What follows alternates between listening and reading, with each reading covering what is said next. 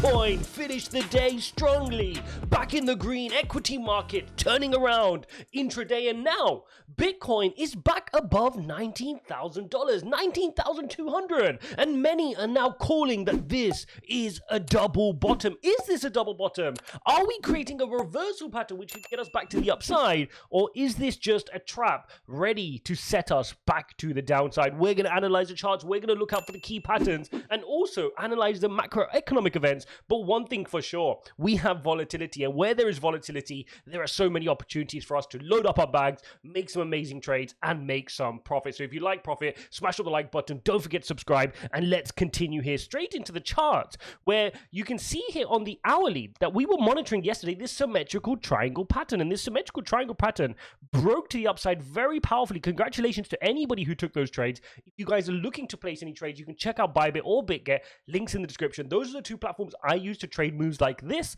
and you guys can trade those too. Now, as you can see, nice big move off the bottom. Now, what is this bottom? This bottom is 18,700. Anybody who's been watching this channel for a while, we have had these channels marked for a very, very long time. And it's no coincidence that as of when we had this big fall to the downside, we are holding support from this level, okay? We're getting some really good support from this level. We touched it once, we touched it twice, and then we've got our bounce back to the upside. Now, what's happening next? Well, I'm going to come on to what happened shortly, because there's a very specific reason why this happened. So now we are entering this consolidation pattern, and specifically, it's a falling wedge. Now, a falling wedge, more times than not, using the probabilities, break to the upside. So let's zoom in on the 5-minute chart here, and this is the channel we're in. Now, if this was to break to the upside, keep in mind, this may not just go directly to the upside. I'm going to give you some of the risks as well, because it could come down to the bottom of the channel first. But if we do get a break above this channel, you would be looking to work your way to the top of the channel. You can also take the extended move and apply that to the end to get yourself a target up in this region. So that's an interesting pattern here. But more importantly, is this actually the bottom? That is what we need to understand, because what most people are calling for, if I take a clean chart here and put on the weekly chart, is this something called a double bottom? Now, a double bottom, also called a W pattern, is exactly that. It's when on the chart you create a W pattern. Let me just draw that on for you guys, where you fall, you touch a bottom, you go back up, you come back down, you touch the bottom again, sometimes as long as it's within a few percent of the previous low, and then you go back to the neckline. And remember, the neckline would be at this point here. Sorry, whoops. That would be at the point there where you just W'd, and then you have your reversal pattern to the upside. Now, what do we need to watch out for this to work? Well, the first criteria is that you fell quite hard. We did indeed do that. The second is you've created your bottom and you bounce. We did that. We got rejected down. We did that. We've created our next low. This is the bit where you need to ask yourself the question: have we actually created that? Have we actually rotated? Because it's far easier to call a double bottom once you see the second part of the W, right, coming back up to the upside. Now, the other thing which is worrying is the volume. If you look at the volume candle here, this is not great volume for a double bottom pattern. And this is what has me a little bit worried about the volume. If you also look at the RSI doesn't look particularly exciting that we're ready for a move to the upside, right?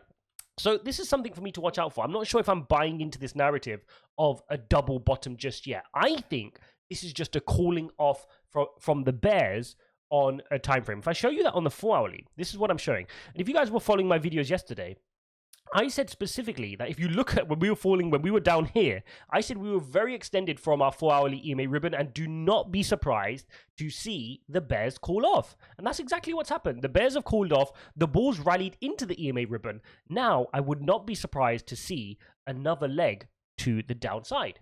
Okay, now if you want to tie that into something else which we monitored yesterday, that was the dollar index. We monitored the dollar index. And what did we say about the dollar index? Let's pull that up.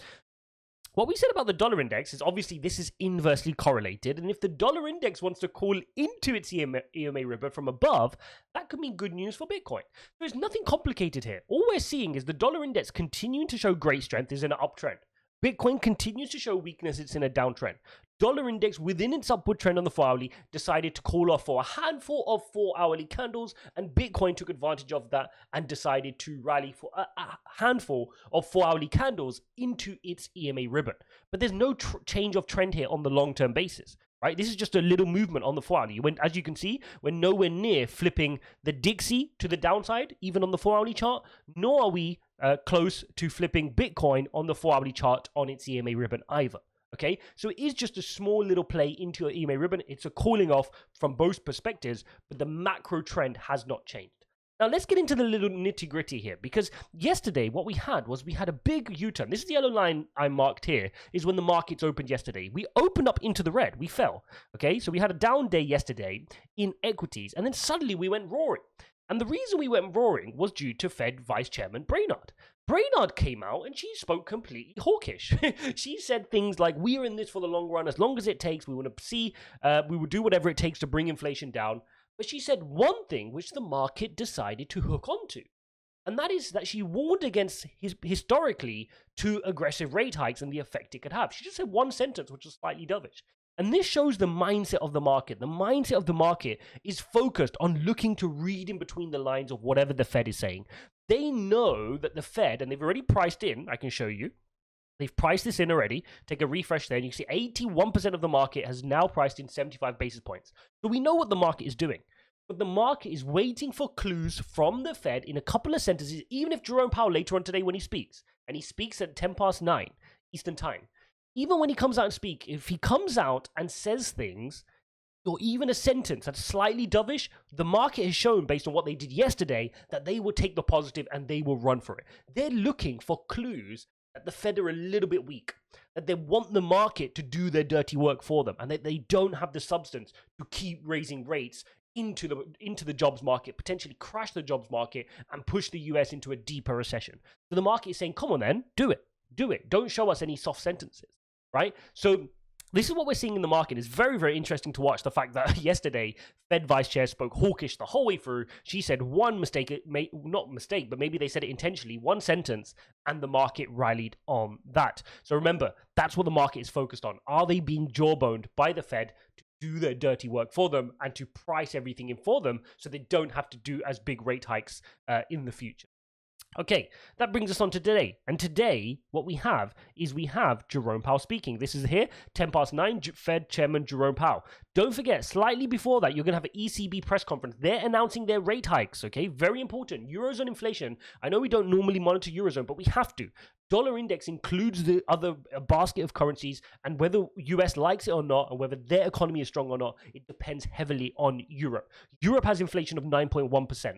They could be seeing 75 basis point rate hike today, and that could affect the market. So do pay attention to that. Pay attention to Fed Chairman Jerome Powell's speech to see if he comes out hawkish again. If he says any soft sentences like Brainard said, that could have an impact as well. And then after that, you have President Christine Lagarde from the Eurozone also speaking. So similar to Jerome Powell, but from in Europe, that again could weigh on the markets. And more importantly, the dollar index, which is correlated to Bitcoin. Okay, lots to take in. Really important day, a lot of opportunities. Fit and Greed Index is sitting at 20, and I don't need to remind you that when it's sitting at 20, that's when the people who are going to build wealth will start to accumulate. Very, very important. When the markets are fearful, that is when we need to get to work. Okay, that is when we need to be loading our bags, and then maybe you too can be served an ad like this. Okay, cool.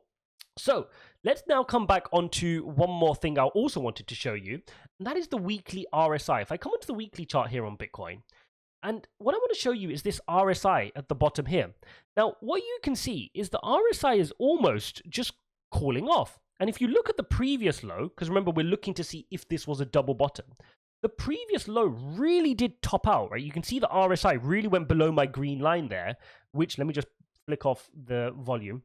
It really did go below the green line there, which shows that it was really, really oversold, which gave us a clue that we were going to see a nice bounce. Whereas now, look at this. We're not super oversold here, right? So in the great scheme of things, what the bears can do is they've now managed to reset the RSI a little bit by just notching back up here slightly.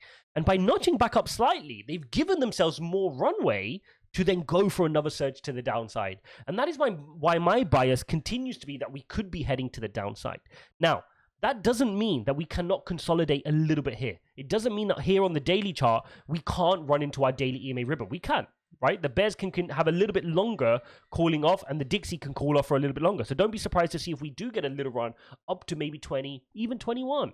But longer term, the question is, when do those bears come back into the market, and when do they push us continually to the downside? Because the reality is they're in control. They continue to control the market, and they will as long as risk remains off. And risk will remain off so long as the global slowdown continues, so long as Europe and America have these fears around inflation and they can't resolve it, as long as the Russia-Ukraine crisis continues, as long as the wars around energy and the crisis around the European winter energy crisis continues, until these worries start to dissipate, we will not see meaningful improvements in our risk on climate. We will not see the dollar index have a meaningful streak on the daily chart or the weekly chart of falling to the downside, and therefore that will not set us up for any big movements on crypto to the upside. Now, that doesn't mean there's not opportunities in the short run for you to take those opportunities as Bitcoin runs into its EMA ribbon, or whilst the bears are calling off. You can take some really good trades, but for anybody telling you that we're ready to run up to 40,000, 50,000, that's not what we're seeing in the market right now.